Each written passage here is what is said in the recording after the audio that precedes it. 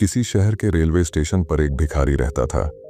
वो वहां आने जाने वाली रेलगाड़ियों में बैठे यात्रियों से भीख मांगकर अपना पेट भरता था। एक दिन जब वह भीख मांग रहा था तो सूट बूट पहने एक लंबा सा व्यक्ति उसे दिखा। उसने सोचा कि यह व्यक्ति बहुत अमीर लगता है, इससे भीख मांगने पर यह मुझे जरूर अच्छे पैसे देगा। वह उस लंबे व्यक्ति से भीख मांगने लगा। भिखारी को देखकर उस लंबे व्यक्ति ने कहा, तुम हमेशा मांगते ही रहते हो, क्या कभी किसी को कुछ देते भी हो? भिखारी बोला, साहब मैं तो भिखारी हूं, हमेशा लोगों से मांगता ही रहता हूं। मेरी इतनी औकात कहां कि किसी को कुछ दे सकूं।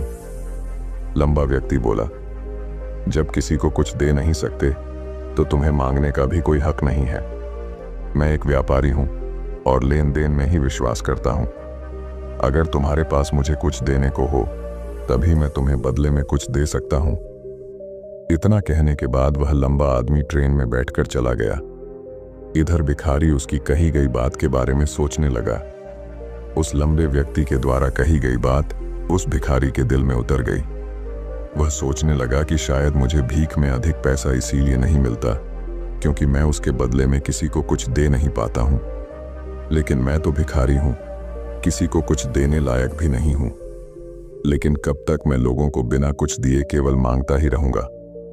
बहुत सोचने के बाद उस भिखारी ने निर्णय किया कि जो भी व्यक्ति उसे भीख देगा उसके बदले में वह भी उस व्यक्ति को कुछ जरूर देगा। लेकिन अब उसके दिमाग में यह प्रश्न चल रहा था कि वह खुद भिखारी है तो भीख के बदले में वह दूसरों को क्या दे सकता है। इस बात को सोचते हुए 2 दिन हो गए, लेकिन उसे अपने प्रश्न का कोई उत्तर नहीं मिला था। तीसरे दिन जब वह स्टेशन के पास बैठा हुआ था तभी उसकी नजर कुछ फूलों पर पड़ी जो स्टेशन के आसपास के पौधों पर खिल रहे थे। उसने सोचा, क्यों ना मैं लोगों को भीख के बदले कुछ फूल दे दिया करूं। उसको अपना यह विचार अच्छा लगा और उसने वहां से कुछ फूल तोड़ लिए। अब वह ट्रेन में भीख मांगने पहुंचा। अब जब भी कोई उसे भीख देता तो उसके बदले में वह भीख देने वाले को कुछ फूल दे देता। उन फूलों को लोग खुश होकर अपने पास रख लेते थे। अब भिखारी रोज फूल तोड़ता और भीख के बदले में उन फूलों को लोगों में बांट देता था। कुछ ही दिनों में उसने महसूस किया कि अब उसे बहुत अधिक लोग भीख देने लगे हैं। वह स्टेशन के पास के सभी फूलों को तोड़ लाता था। जब तक उसके पास फूल रहते थे तब तक उसे बहुत से लोग भीख देते थे, लेकिन जब फूल बांटते बांटते खत्म हो जाते तो उसे भीख भी नहीं मिलती थी। अब रोज ऐसा ही चलता रहा। एक दिन जब वह भीख मांग रहा था तो उसने देखा कि वही लंबा व्यक्ति ट्रेन में बैठा है, जिसकी वजह से उसे भीख के बदले फूल देने की प्रेरणा मिली थी। वह तुरंत उस व्यक्ति के पास पहुंच गया और भीख मांगते हुए बोला, आज मेरे पास आपको देने के लिए कुछ फूल हैं। आप मुझे भीख दीजिए तो बदले में मैं आपको कुछ फूल दूंगा। उस लंबे व्यक्ति ने उसे भीख के रूप में कुछ पैसे दे दिए और भिखारी ने कुछ फूल उसे दे दिए। उस लंबे व्यक्ति को यह बात बहुत पसंद आई। वह बोला, वाह क्या बात है, आज तुम भी मेरी तरह एक व्यापारी बन गए हो।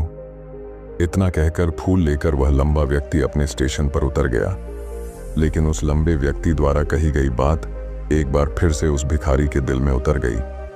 वह बार बार उस लंबे व्यक्ति के द्वारा कही गई बात के बारे में सोचने लगा और बहुत खुश होने लगा। उसकी आंखें अब चमकने लगीं।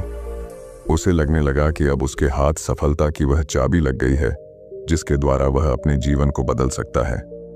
वह तुरंत ट्रेन से नीचे उतरा और उत्साहित होकर बहुत तेज आवाज में ऊपर आसमान की तरफ देखकर बोला, मैं भिखारी नहीं हूं, मैं तो एक व्यापारी हूं, मैं भी अमीर बन सकता हूं। लोगों ने उसे देखा तो सोचा कि शायद यह भिखारी पागल हो गया है और अगले दिन से वह भिखारी उस स्टेशन पर फिर कभी नहीं दिखा। लेकिन 6 महीने बाद इसी स्टेशन पर 2 व्यक्ति सूट बूट पहने हुए यात्रा कर रहे थे। दोनों ने एक दूसरे को देखा तो उनमें से एक ने दूसरे से हाथ मिलाया और कहा, क्या आपने मुझे पहचाना? दूसरा व्यक्ति बोला, नहीं, क्योंकि मेरे हिसाब से हम लोग पहली बार मिल रहे हैं।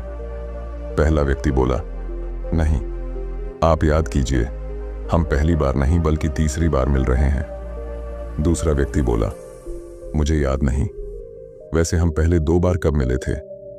अब पहला व्यक्ति मुस्कुराया और बोला, हम पहले भी 2 बार इसी ट्रेन में मिले थे। मैं वही भिखारी हूं जिसको आपने पहली मुलाकात में बताया कि मुझे जीवन में क्या करना चाहिए, और दूसरी मुलाकात में बताया कि मैं वास्तव में कौन हूं। दूसरा व्यक्ति मुस्कुराया और अचंभित होते हुए बोला, ओ, याद आया, तुम वही भिखारी हो जिसे मैंने एक बार भीख देने से मना कर दिया था और दूसरी बार मैंने तुमसे कुछ फूल खरीदे थे। लेकिन आज तुम ये सूट बूट में कहाँ जा रहे हो और आजकल क्या कर रहे हो? तब पहला व्यक्ति बोला, हाँ, मैं वही भिखारी हूं, लेकिन आज मैं फूलों का एक बहुत बड़ा व्यापारी हूं और इसी व्यापार के काम से ही दूसरे शहर जा रहा हूं। कुछ देर रुकने के बाद वह फिर बोला, आपने मुझे पहली मुलाकात में प्रकृति का वह नियम बताया था जिसके अनुसार हमें तभी कुछ मिलता है जब हम कुछ देते हैं। लेन देन का यह नियम वास्तव में काम करता है। मैंने यह बहुत अच्छी तरह महसूस किया है, लेकिन मैं खुद को हमेशा भिखारी ही समझता रहा। इससे ऊपर उठकर मैंने कभी सोचा ही नहीं। और जब आपसे मेरी दूसरी मुलाकात हुई तब आपने मुझे बताया कि मैं एक व्यापारी बन चुका हूं। अब मैं समझ चुका था कि मैं वास्तव में एक भिखारी नहीं बल्कि व्यापारी बन चुका हूं। मैंने समझ लिया था कि लोग मुझे इतनी भीख क्यों दे रहे हैं, क्योंकि वह मुझे भीख नहीं दे रहे थे बल्कि उन फूलों का मूल्य चुका रहे थे। सभी लोग मेरे फूल खरीद रहे थे क्योंकि इससे सस्ते फूल उन्हें कहाँ मिलते। मैं लोगों की नज़रों में एक छोटा व्यापारी था, लेकिन मैं अपनी नज़रों में एक भिखारी ही था। आपके बताने पर मुझे समझ आ गया कि मैं एक छोटा व्यापारी हूँ। मैंने ट्रेन में फूल बांटने से जो पैसे इकट्ठे किए थे उनसे बहुत से फूल खरीदे और फूलों का व्यापारी बन गया। यहाँ के लोगों को फूल बहुत पसंद है और उनकी इसी पसंद ने मुझे आज फूलों का एक बहुत बड़ा व्यापारी बना दिया। दोनों व्यापारी अब खुश थे और स्टेशन आने पर साथ उतरे और अपने अपने व्यापार की बात करते हुए आगे बढ़ गए। दोस्तों, इस कहानी से हमें बहुत कुछ सीखने को मिलता है। कहानी में लंबा व्यापारी गिव एंड टेक के नियम को बहुत अच्छी तरह जानता था। दुनिया के सभी बड़े व्यापारी इसी जीवन के नियम का उपयोग करके सफल हुए हैं। इस फॉर्मूले को उसने भिखारी को भी बताया। भिखारी ने इस प्राकृतिक नियम को अपना लिया और इसका असर उसके जीवन में साफ दिखाई देने लगा। उसने अपनी सोच बदली और उसकी जिंदगी बदल गई। यह कहानी हमें बताती है कि हम यदि अपनी सोच बदल लें तो कुछ भी हासिल किया जा सकता है।